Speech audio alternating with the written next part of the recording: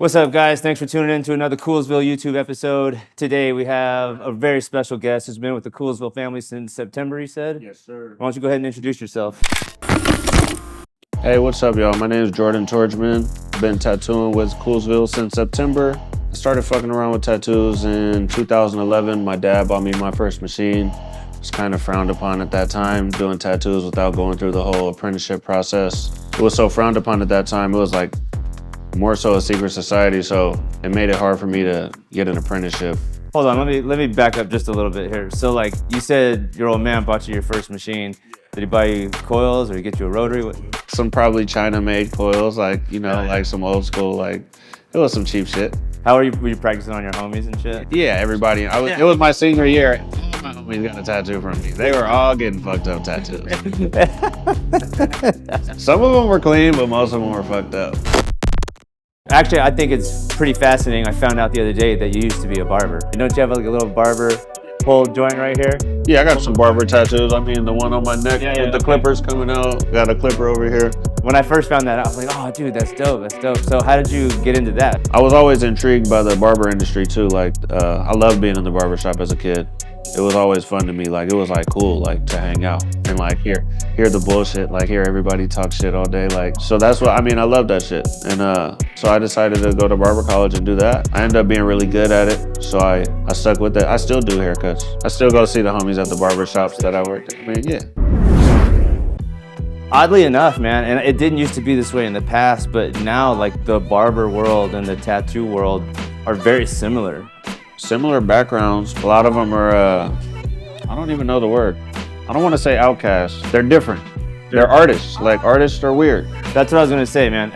Bottom line, at the end of the day, it's art, right? Being a barber is an art form, right? Because you can fuck somebody up real good. You can. I mean, the difference between tattoos and haircuts is that the haircut's going to grow back in a week or two. But as far as like the rapport you build and stuff like that, that's all the same. You have to build rapport with people. You have to be personable. That's kind of it's a tough position as an artist. I'm an artist myself, and sometimes you withdraw a little bit, and it's easy to do that. It takes a lot more energy to try to be cool with somebody, customer after customer after customer.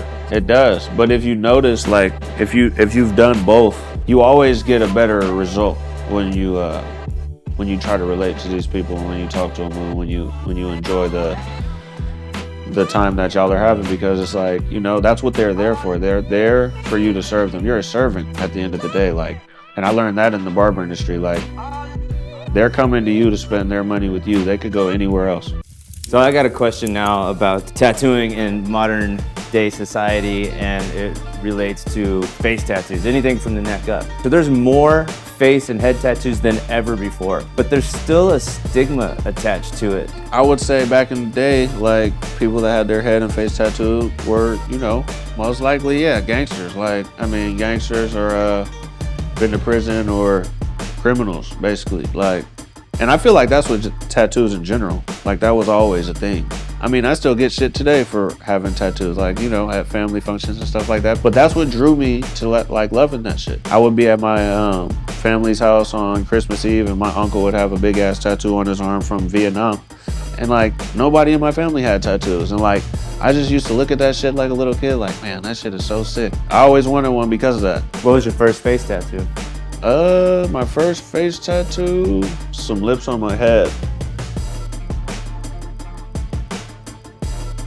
Yeah, I mean, some lips on the head. I felt like it was subtle. It was subtle kind of, but it was like, it looked clean to me. Like, I like that shit.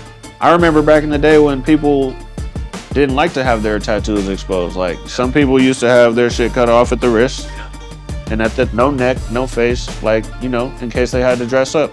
Dope. So why don't you throw up your Instagram and let people know how they can get a hold of you or where they can come find you? Jordan.Torchman.tattoos. And yeah, it'll pop right up. Dope. And if they DM you, if anybody DMs you, they can talk about custom work. Absolutely. Yeah, what do you specialize in? I've seen your script. Your script is dope. Thank you, bro. Yeah, I love doing script. Script is awesome.